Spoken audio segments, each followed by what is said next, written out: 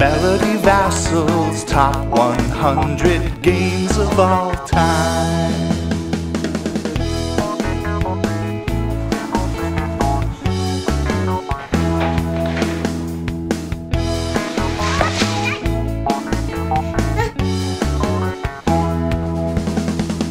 Melody Vasel's top 100 games of all time. Welcome to the Dice Tower! Hi, I'm Melody Vasel, the daughter of Tom Vasel. I am working on my top 100. Right now we're on 10 through 6. Wow, we're getting so close to the end. Let's go! Number 10, Redakai.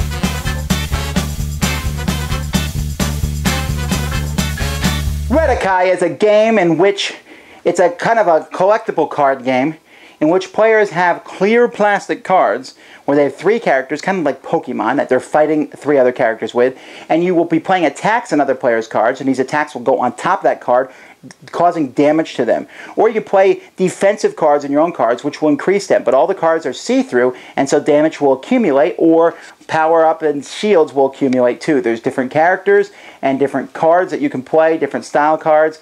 Has a very simple turn system, reminds me a little bit of Versus, but easier to play.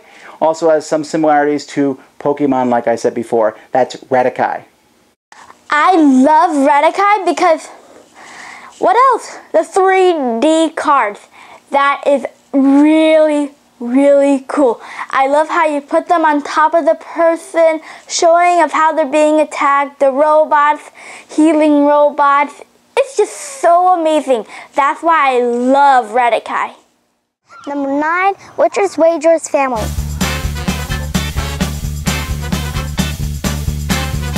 Wits and Wagers Family is a game where people do not know the answers to the questions, or they shouldn't know, likely. You'll ask a question, everybody writes down their answer, then you have to guess which answer is correct. If you get the right answer, or the closest to the answer without going over, you get points, and if you guess whose answer is correct, you also get points. So you may not know the most trivia, but you can guess at who might know the best answer. The questions in this edition are geared for kids and families. Wits and Wagers Family is a really fun game to me because it's just fun trying to guess different types of answers for other questions. And my favorite questions I've answered so far was, how many Webkins are there? And I guess 200, and the answer was 201. And ever since then, I've been wanting to play with the Wagers Family, see if I can guess any other ones really close. And I think Wits and Wagers Family is an awesome game. Number 8, Dixit.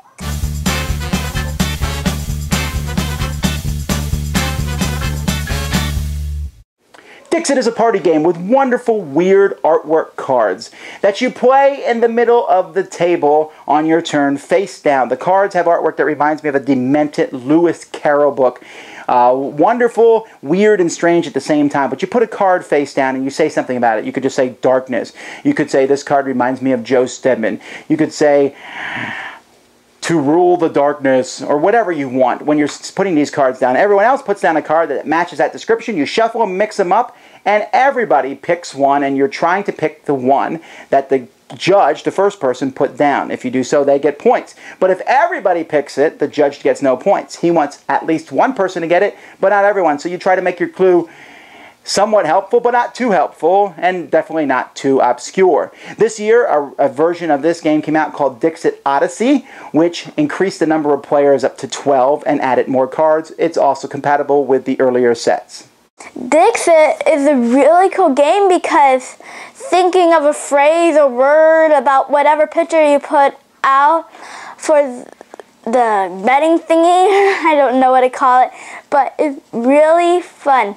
Trying to guess what other person's thing is and not knowing what it is, trying to put out the best guessing what it is, and some people make it really hard.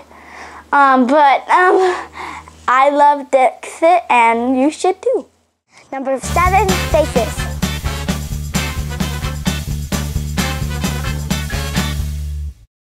Faces is another party game. in which you put down a face, or you put down a category and say, you know, the one who is undergoing severe pain at the moment, or the one who's secretly a libertarian, or the one who just robbed your house, and everyone puts a face down and you turn them over, and then the judge will pick their favorite. Or at least that's the way we play it. That's a slight variation from the original rules. I have an upgraded version with upgraded faces, and that's the version that Melody is talking about, our personalized Vasel version of faces. Faces. I really love the faces my dad makes because he gets all these different funny pictures off the internet, makes up his own questions. Also, I really love this game because of all the different types of faces, how they look, and it just makes me laugh every time when I draw a card. And when I play them, I look at other people's and I just can't help but laughing.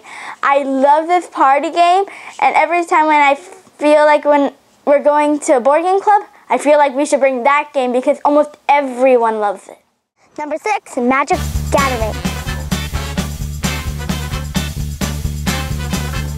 I'm kind of at a loss here what to say about Magic the Gathering because I think everyone and their sister knows about it, but it's the first collectible card game that was out there, designed by Richard Garfield, in which you bought starter decks of cards and would fight someone else in a magic duel with 5 different colors, black, red, green, white, and blue.